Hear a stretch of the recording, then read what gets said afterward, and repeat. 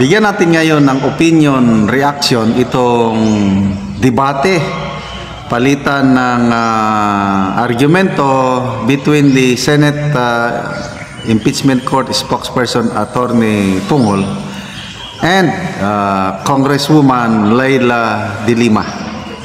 Ang pinag-anawan nila is yung limits of the discretion of the impeachment court. May limit ba? Wala. Pwede bang i-dismiss kaagad yung impeachment case? Ni BP Sara. Nako, ang ganda nitong banat arguments ni Attorney Tungol. Ito, Facebook reel posted by Dare to Us. Sabi niya, the brilliance of Attorney Tungol very clear with jurisprudence pa.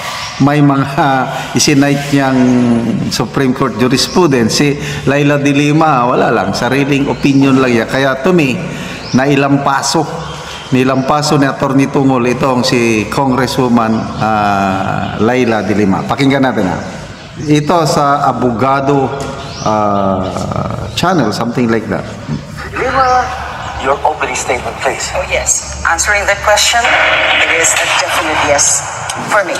I do believe that the Constitution does, in fact, set limitations to the discretion, to the powers, to any act on the part of the Senate. It's very clear because the Constitution says that the House has exclusive power to initiate, and it did that already. The House job was concluded. Now it's the Senate's turn. And what is the job? What are the specific instructions of the Constitution to the Senate? To me, it's only three. To convene as impeachment court, they did already, but they have again to yet reconvene and imposing all those requirements for purposes of reconvening. The second instruction is to hold impeachment trial, to receive evidence, to look at the evidence, to evaluate the evidence. And the third instruction is to render a verdict of either acquittal or conviction. No other verdict, so to speak, can be rendered by the Senate as an impeachment court. In other words, to me, reading both the Constitution and the very rules of impeachment adopted by the Senate, what we have is that 2011, with the resolution number 39, that was during the time of Senate President Enrile. It was adopted for the trial of former CJ Corona. There's nothing there about dismissal of the case at the first instance or even before the holding of impeachment trial, both in the Constitution and the rules of the Senate. So where is that coming from? So and every time that the Senate or some members of the Senate come up with certain invented procedures or invented technicalities, which to me serve as barriers for the immediate holding of an impeachment trial. And the immediate is very clear. The word forthwith is very clear.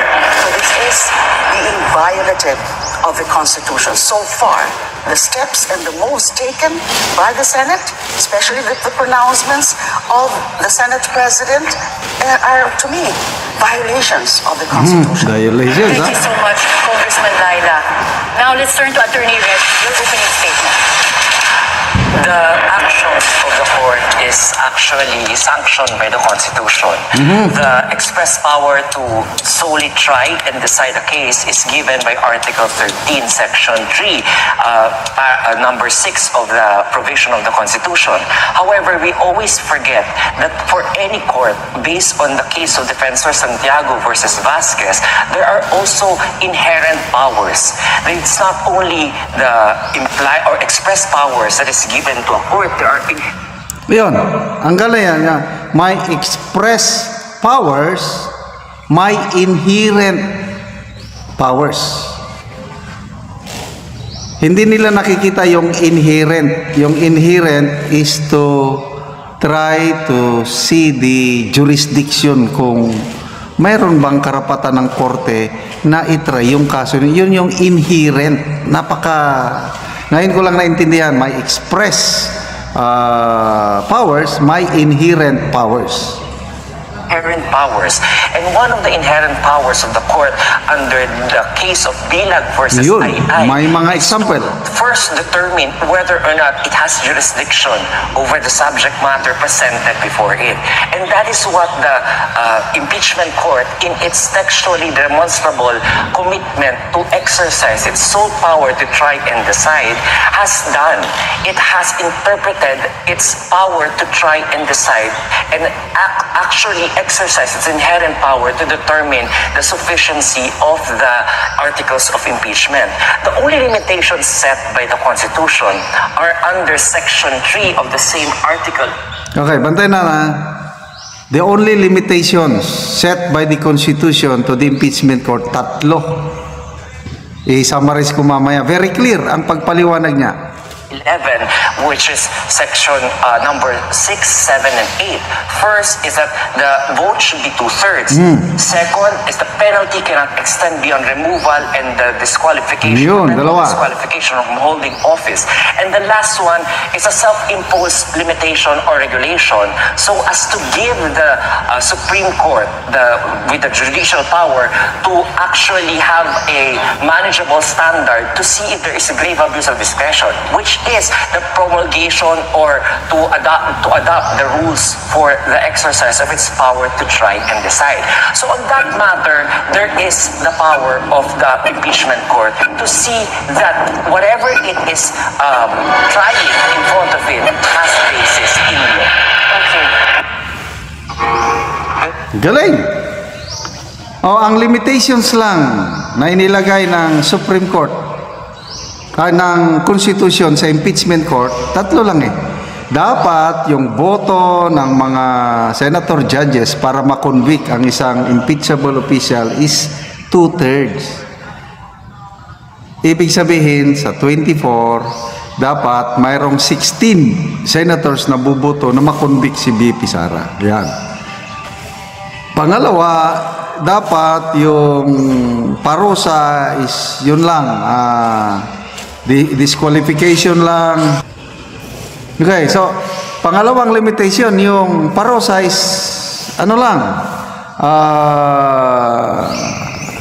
disqualification lang from holding public office. Pangatlo, yung Supreme Court may kapangyarihan to evaluate yung decision ng impeachment court. So, dito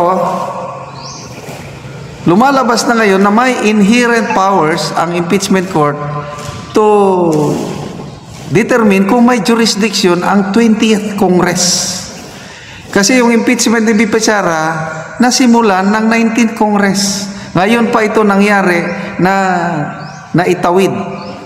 Pwede bang itawid? Mayroon bang jurisdiction ng 20th Congress? Yun ang bubutuhan nila.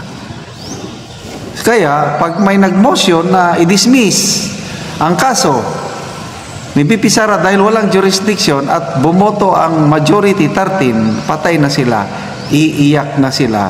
Kaya, oh, it's crying time right now for Laila de Lima. Oh, mamaya na lang tayo kakanta.